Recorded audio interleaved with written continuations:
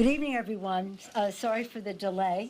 It's been a pretty interesting day, an historic one, as a matter of fact. A day in which the former special counsel affirmed in public what the Mueller report put forth. It is a crossing of a threshold in terms of the public awareness of what happened and how it conforms to the law or not.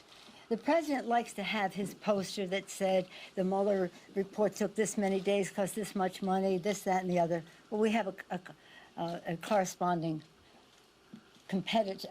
contradictory chart. Mueller investigation by the numbers. $40 million recovered for the U.S. government. Remember, he said how much it would cost? Less than that. 37 people and entities charged with crimes, 25 ongoing criminal cases referred, 7 convicted, including 5 top Trump campaign officials.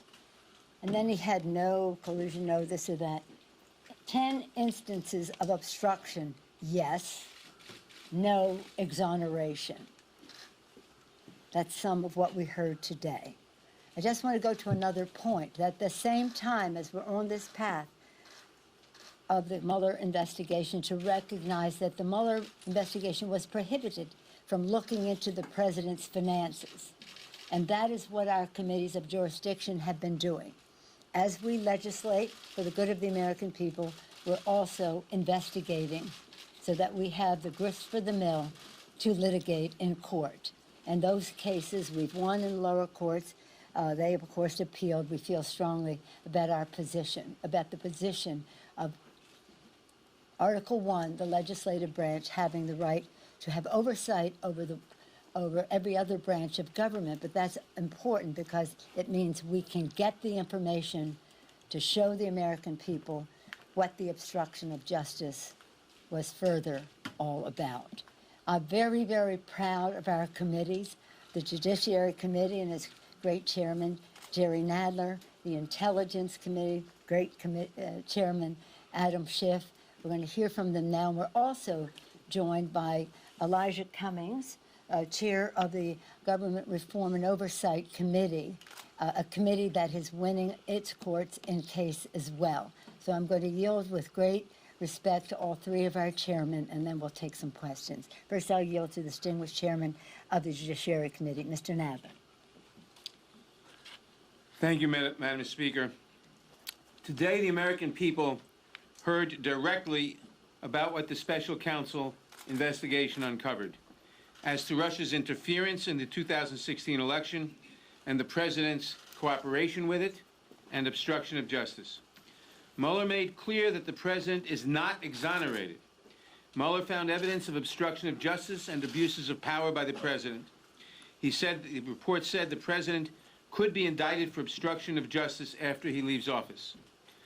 Mueller found that Trump would and did benefit from Russia's help, and that the campaign welcomed that help.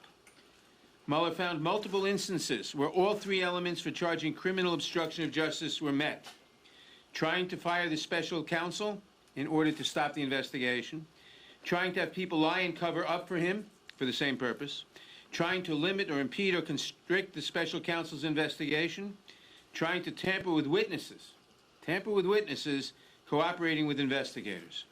All of these were found with great evidence. President Trump went to great lengths to obstruct the special counsel's investigation. Anyone else who acted in this way, if they were not the sitting president, would face criminal prosecution, would face indictments.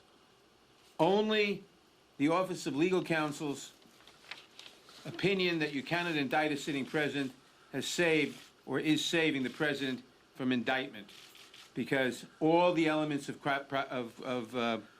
these crimes were found with substantial evidence, and the people have now heard this. The president's chant of no obstruction is nonsense. His chant that he's been totally exonerated is a simple lie.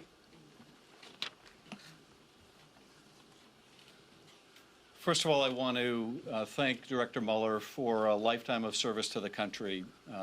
From his days as a young Marine in Vietnam, through his decades of service as a prosecutor, as the director of the FBI, and through his service as special counsel, this nation owes him an enormous debt of gratitude.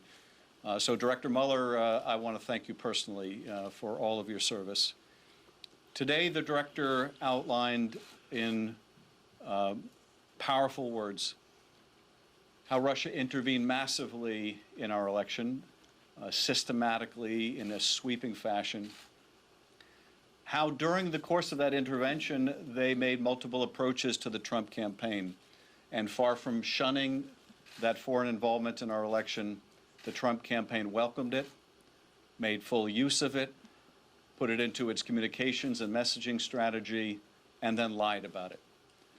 Lied about it to cover it up, lied about it to obstruct the investigation into that very attack on our democracy. Part of what I found so powerful about his testimony today was not just when he was asked about the law, but when he was asked about the ethics, the morality, the lack of patriotism of this conduct. And perhaps one of the most chilling moments, I think, in our committee was when he expressed the fear that this become the new normal. And of course, I think what is animating that fear of the director, what certainly animates it for me, is the fact even after the nightmare of the last 2.5 years, the President of the United States will still not forswear receiving foreign help again. That to this point, the President still continues to call this Russian attack on our democracy a hoax, something that Director Mueller today directly refuted. That he still calls a witch hunt, something that the Director Mueller today directly refuted. And so we go into this next election more vulnerable than we should be. We can't control completely what Russia does, although we must do everything we can to harden our election defenses, to make sure there are paper trails, to make sure that we deter and disrupt any kind of Russian intervention. But we cannot control that completely, but we can control what we do. And Director Mueller made it clear in no uncertain terms that it's up to us whether we act ethically and patriotically, whether we refuse to be a party to a foreign attack on our democracy. And once again, I thank him for his service. Thank you. Thank you very much. I first want to applaud Chairman Nadler, and who heads our Judiciary Committee, and certainly our Chairman of our Intelligence Committee, for what they did today in their committees. What they did was paint a picture for America. One of the most chilling things that I have noticed, that I've witnessed, is when a former member of our committee, Mr. Amash, a Republican, went to a town hall meeting and got a round of applause in a Republican district after he had said that he felt that the president should be impeached. But that wasn't the thing that got me. What really got me was when a lady at the end of the town hall meeting said, "I didn't know that there was anything negative in the Mueller report about President Trump." That says a lot. And to her credit, our speaker made it clear that we needed to paint a picture for America, so that they could fully understand what is going on. This is a critical moment in our country's history. Don't be fooled. And it is a moment which people will be talking about and reading about 300, 400, 500 years from now. And they're going to ask the question, what did you do when we had a president who knew the rules and knew that our founding fathers had done a great job of creating a constitution and had put in all the guardrails, but never anticipate that we would have a president that would just throw away the guardrails. And that's why what happened today is so critical. it was a giant step in making sure that the American people got a picture of all of this, and hopefully will look towards the future and say, we're not going to have this.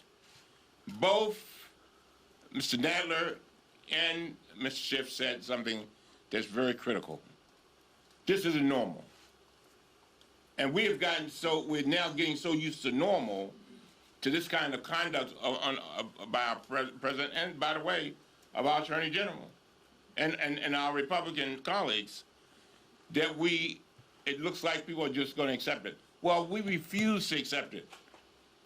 And then in my committee, we constantly, and I know Schiff and Nadler have heard this, people say, oh, you're just messing with the president because you don't like him. It's not about not liking the president. It's about loving democracy.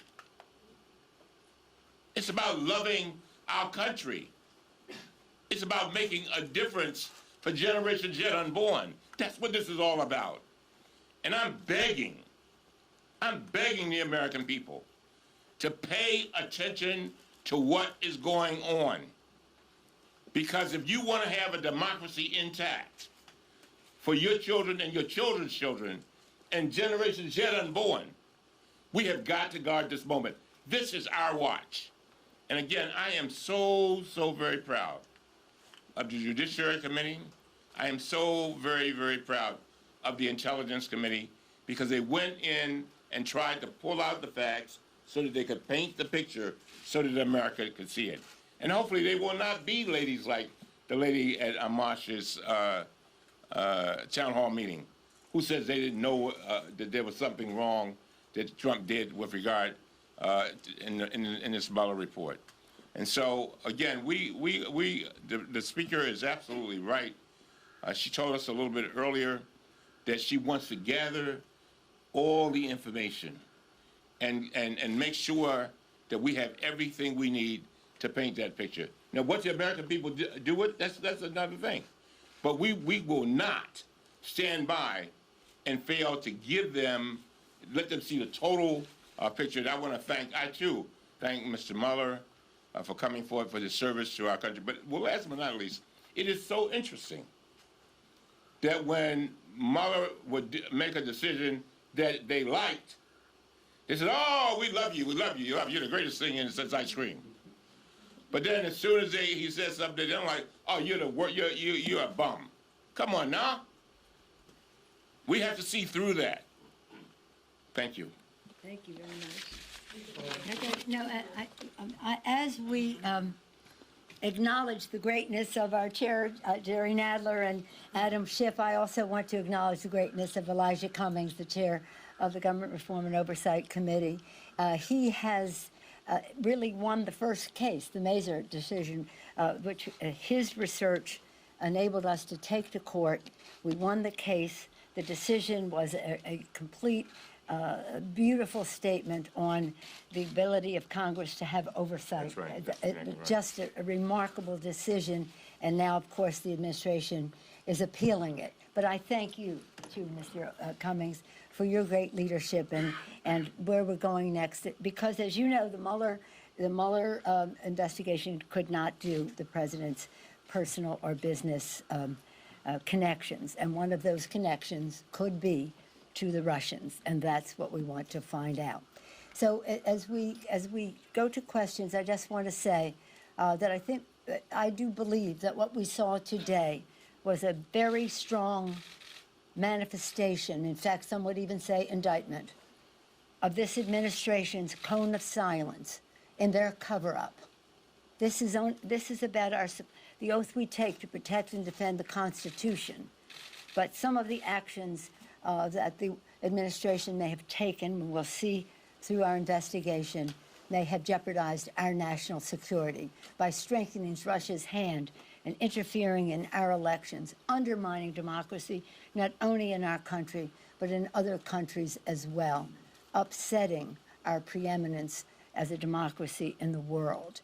This is very serious. Today was very important.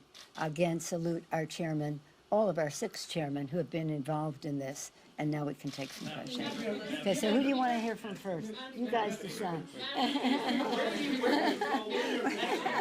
a minute, how about a new person? Katie, okay, she's having a baby, we have to go there first. As a mother of 5, I feel. Thank you. Madam Speaker, what you saw today, did it change whether or not you think the House of Representatives should launch impeachment proceedings? My position has always been, whatever decision we made in that regard would have to be done with our strongest possible hand, and we still have some outstanding matters in the courts. It's about the Congress, the Constitution, and the courts, and we are fighting the president in the courts. Madam Speaker, to be clear here, isn't the issue, Madam Speaker, to be clear here. Madam Speaker, to be clear here. Excuse me? Can I just follow up? Some of your members told us over the course of today that they were expecting imminent action of some kind. No, I don't know why from they did. House leadership. What are the very I don't next know why steps they that- thought that, but they came to me and I said, I don't know why. The next step is the lawsuit. Yeah. Again, the lawsuits, as we have a number of lawsuits. You want to speak to that, Jerry? Please. Well, the very next step, I'm not going to talk longer range, the very next step, either tomorrow or Friday, is we're going into court to enforce, to ask for the grand jury material and to enforce the subpoena against Mr. McGahn. And that's particularly important because the excuses, and I won't call them reasons, the excuses that the White House gives for McGahn not testifying, the nonsense about absolute immunity, et cetera, are the same excuses for all the other fact witnesses. And if we break that, we'll break the logjam. Madam Speaker, what about, where do you stand right now? What do you need to know on impeachment to say, okay, we don't know enough yet? Did I just not say we're waiting to hear from the courts? So we have our subpoenas in the court and the subpoenas are for information. And when we get that information, we can make a judgment. So that would be the telltale sign about whether or not you You know, we have several considerations. It's about what information is there, and this isn't endless. This isn't endless. I understand that. But we have live cases in the courts. We have some that are going forward that Mr. Chairman Nadler just mentioned. It isn't endless, but would strengthen our hand to get that information. Remembering that in the Watergate was when they got the information in the tapes that broke the case. So it wasn't just about changing public opinion. That helped change public opinion. But it's not about me. It's about our caucus. It's about our country. As I say, there's a cone of silence in the White House that is engaged in a massive cover-up in the obstruction of justice. Those obstruction of justice charges, as has been demonstrated today in the hearings, could be indictable offenses by anybody else, not the President of the United States and the President when he's no longer President. But the American people, I think that if we go down that path, we should go in the strongest possible way, and that's all I'm going to say about the subject. We have our distinguished chairs here. Let me say something. And I know Chairman Schiff and Chairman Nadler would repeat what I'm saying. You know, the American people in the last election, even from Trump districts, said we want to make the president accountable. A lot of people loved him. They like him, but they want to make him accountable. And we have been stonewalled with regard to getting information, access to witnesses, and getting documents. All of us have. Remember, the president said, "I'm not going to give you anything really." And so, again, the speaker is absolutely right. We're gathering information, and we are met with significant force, but we're plowing our way through. But all of that information, piece by piece, is like a mosaic, paints the picture. Speaker, it's been long said that there's no point in moving forward with the impeachment inquiry because Republicans control the Senate. It's going to die in the Senate. Is that no longer your I have chief never concern? long said that. I have never long said that. If we have a case for impeachment, that's the place we will have to go. The fact that why I'd like it to be a strong case is because it's based on the facts and the law. That's what matters, not politics, not partisanship, just patriotism. I don't care, I'd like the Senate to be responsible and honor their oath of office to protect and defend the Constitution, to see the challenge this is to our national security, that the Russians trying to do to our country. But the stronger our case is, the worse the Senate will look for just letting the president off the hook. Speaker Pelosi, even after the We have these great chairmen here who know so much, please. I'm going to start asking them questions if you... even after these hearings, the president said he's completely exonerated. Please, Despite come what on, Mr. come Mueller on, says. come on, What come about on. these hearings really Let me just say this. You give me the opportunity to say this, and then I invite my chairman to close. We want to have the strongest possible case to make a decision as to what path we will go down, and that is not endless in terms of time or endless in terms of the information that we want. But if it comes to a point where the cone of silence and the obstruction of justice and the cover-up in the White House prevents us from getting that information, that will not prevent us from going forward. In fact, it's even more grounds to go forward. My colleagues? I just want to just echo that. Martin Luther King said something that is in the DNA of every cell in my brain, particularly right now. He said, there comes a point when silence becomes betrayal. And we refuse to betray generations that are unborn and the American people. We're not going to betray them. And the more we're accumulating information and doing the best we can. Again, with a force as great, I don't know how many lawyers the president has, but he's got a lot of them. And they go against every single thing we do. And so, again, we're not going to betray America. We're going to do our part to make sure that we have a democracy that's intact. Jerry?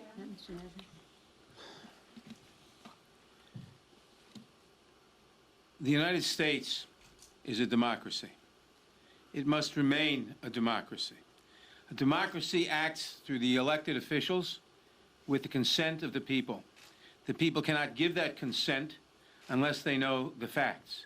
Today was a watershed day in telling the facts to the American people.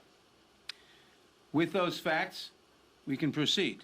And we face a time of great danger. Richard Nixon said he thought that the president was a dictator. He said if the president does it, that means it's not illegal.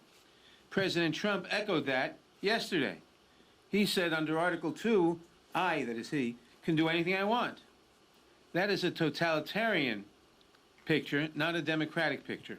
The United States must be saved from this. So we have to paint the picture of what's going on, a picture of someone who gladly accepted help from a foreign power interested in subverting our election, our democratic election process, and that's what it is, subverting our election process and taking the choice of our president to some extent away from the American people. That's what the Russians attempted to do, and that's what the Trump campaign welcomed them in doing. A president who engages in crimes, repeated crimes, to cover up these unpatriotic and dictatorial actions.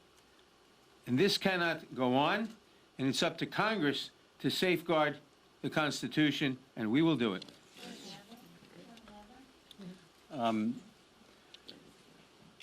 As I mentioned today during our hearing, I think the story of the 2016 election is really a story of disloyalty to country, about greed and about lies. And if there's anything that I think symbolizes those three strands of the 2016 election, it was Moscow Trump Tower. It was this massive real estate project that the president was trying to consummate while he was running for president and concealing it from the country. This, I think, demonstrated disloyalty to the country by deceiving the American people about this massive business opportunity he was seeking while he was running for president. It's certainly a vivid example of the greed of people involved with that campaign, and an ample demonstration of all the lies that permeated the campaign and its aftermath. That, to me, is the story of the 2016 election. We need to make sure that is not the story of the 2020 election. And I'll say this on the issue of impeachment, which I view in very much the same way as the Speaker. Maybe I'm just an old prosecutor, but before I brought a case to indictment, I wanted to make sure that I had the strongest evidence possible. I wanted to understand my case. I wanted to be able to make my case. Now, I tried an impeachment case in the Senate about 10 years ago, a corrupt federal judge who was convicted. So I have some understanding of what it takes to get a conviction in the Senate, and I have no illusions about getting a conviction in the Senate. But there are two juries in an impeachment. There is the jury, which is the Senate, which decides removal from office, and then there is the jury that is the American people. And I'm most concerned about the jury that is the American people. And before we embark on a course as significant to the country as the impeachment of a president, I want to make sure that we can make that case to the jury of the American people. One of the guidance, and I thank our distinguished chairman, so proud of all of them, but just following up on the last statement by Chairman Schiff, e pluribus unum, that's the guidance our founders gave us. They couldn't imagine how many we would be or how different we'd be from each other. They want us to remember that we are one. So when we go down this path, we want it to be as unifying for our country, not dividing. And that's why we want it to be the strongest possible case. President Lincoln said, public sentiment is everything. Well, in order for the public to have the sentiment, the public has to know. So I hope you will be messengers of the truth to the public. We think today was really a milestone in making that, that sentiment be more informed. Thank you all very much.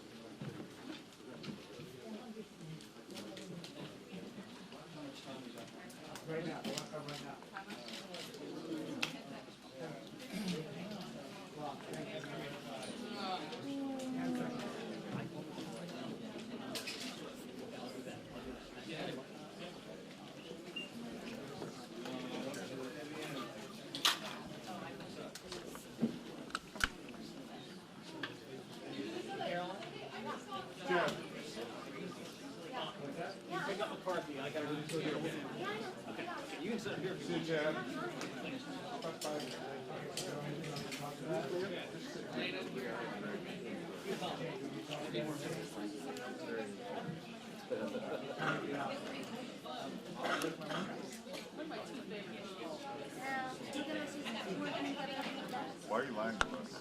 You're at least lying to me. Why are you lying? Because of fake news, you haven't heard? Yes, sir. Yeah, we heard.